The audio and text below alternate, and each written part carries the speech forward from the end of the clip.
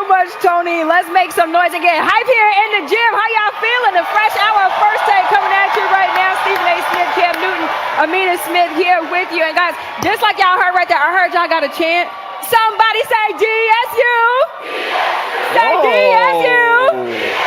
Say DSU. I thought you knew. Okay. Amina! Excuse me. You was withholding information. A little bit. Just a little bit, not too much, you know. That's crazy. I like that. That's crazy. I love that. I love that. I love that for us. I love that for us. You I know. really do. All right, y'all, let's get back into some football. We're 100 miles from Baltimore. We are not far from there. And on Monday, First Take will be live from Dallas ahead of the Cardinals-Cowboys Monday night game. So that got us thinking, who has a more uphill battle to get to the playoffs?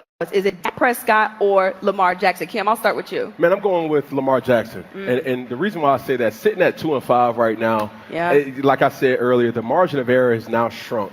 When you think about Dak Prescott and the Cowboys, you know what they have to fix.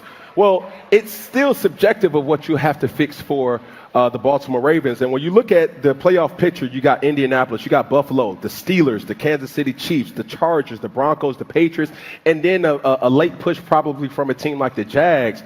You have to start bumping out teams and collecting victories as much as you can. Not to say that you cannot do it, but the optics of 2-5 is not looking pretty.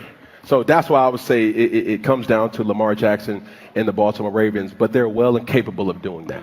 You ain't even close to being right. Oh, You ain't even close. This is clear. The answer to this question is clearly Dak Prescott and the Dallas Cowboys. How you get into the playoffs? All you got to do if you Baltimore is wait for the Steelers to lose a few games, which is inevitable if recent history is any kind of indication. That's all you got to do. That's it. Listen. That right now they just a couple of games behind the Steelers, and by the way, they got a couple of games to go against the Steelers on their schedule. But look at the Dallas Cowboys. They 3-4-1. Okay, you got a defense that's straight trash. Okay, not only did I say it, I'm going to Dallas Monday to say it personally. I'll be there to remind them the defense is trash. Okay. Then not only that, giving up 40 points a few times, 4 games they gave up over 400 yards in a game of offense. I'm looking at their schedule. You 3-4-1, right? You got the Cardinals. You should win that game, but you could lose. You got the bye week, and then you got a second bye week because you're going against the Raiders, who basically is a bye week. Okay. But then after that, the Cowboys have Philly, Kansas City, and they at Detroit. Oh, you lose 2 of those games. Woo. You lose 2 of those games, all right? Oh, by the way, after that, what conference you in? Right now, you got the Eagles, NFC East. You got Green Bay and Detroit, NFC North. You got Tampa, NFC South, okay? And then you got San Fran, Seattle, and LA. Dallas going home. They don't know damn playoffs. I mean, so I'm looking at it like, nah, the road to prosperity is far, far more arduous for the Dallas Cowboys. All you got to do if you Lamar and them is win more games than you lose. Make sure you beat Pittsburgh and watch Pittsburgh lose the other games they're going to lose. But Cam, something tells me it might be a little bit harder for Lamar Jackson and the Ravens just based off of the record and the uphill battle that they do have to get to the playoffs. Well, my response to you is you ain't been watching the Steelers. I've been watching the Steelers, but what I'm going to say, though, that Cowboys offense, I feel like is going to carry them far, though. And they're finding the defense. They are finding the defense. How that work against them? I'm telling you, 2-5, you got to be about perfect. Understand this. See, when you're talking about this dynamic, Dallas Cowboys still control their own destiny. Right. If the Baltimore Ravens still win out, that's hard. That's very hard to do. It's hard. I'm about to say something. But the thing that you have to understand is Baltimore Ravens need help still.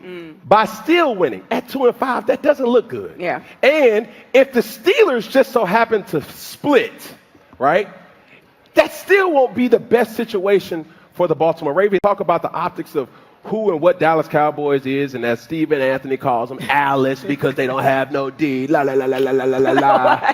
It's the truth. Baltimore Ravens have to damn near play perfect. And have perfect outcomes from help from others. And if they do not get that help, if the Steelers find a way to bow up and get that Velcro off of their skill positions, man, they'll find a way to really make it hard for the Baltimore Ravens, no matter how good Lamar and Co. is. When we watched the Pittsburgh Steelers get outscored 28-9 in the second half against Green Bay on Sunday night, we learned that they have the 30th ranked defense, that they gave up 68 points in the last 2 games, that it's the 4th time in 7 games they've surrendered more than 30 points. Yeah. This is who we're talking about here. This is the worst defensive ranking that the Pittsburgh Steelers have suffered from. They're 30th rank in the league right now. This is their worst ranking since 1988. 1988. Okay? That is 37. I mean, come on now. Yeah. It's been a while, all right?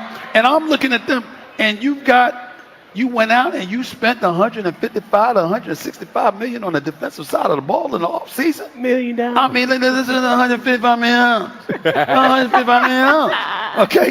I'm like looking at it. I'm like, yo, what do you want me to say? Yeah. I don't even recognize this Pittsburgh Steelers defense. And this is worse than they were the last 2 years, and they spent the last half of the last 2 years losing games. Yeah. Well, look, the Cowboys. I don't see it. The Cowboys, they still have an 18% chance to make the playoffs, so there's still a chance. But I do feel like it's more of an uphill battle, though, for that Ravens team with them being at 2-5 right now. All right, guys. As a reminder, this Monday on First Take, it's Cowboys fans versus Southern Steve. You ready for that, SA? You ready for that battle? They ain't ready. They ain't ready. All right, First Take returns to Texas live in Arlington ahead of the Cardinals-Cowboys game. The fun starts at 10 a.m. Eastern, and if you're in the area, come down and join us. Special guest Michael Irvin will be in the building. Also, stick around for the Stephen A. Smith Show from 1 to 3 p.m. Eastern on Sirius Mad Dog Radio. I don't know if Michael Irvin going to show up. I think he might be scared. Coming up, I think he might be scared. Saquon Barkley was vital for the Eagles in their championship season last year. Is a dominant running back more important than that big-time receiver to win a title? We'll debate that coming up next.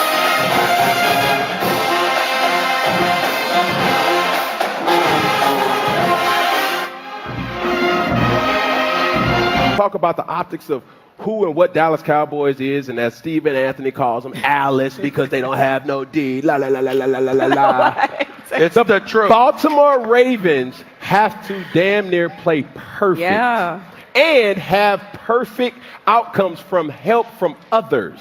And if they do not get that help, if the Steelers find a way to bow up and get that Velcro off of their skill positions, man, they'll find a way to really make it hard for the Baltimore Ravens, no matter how good Lamar and Co. is.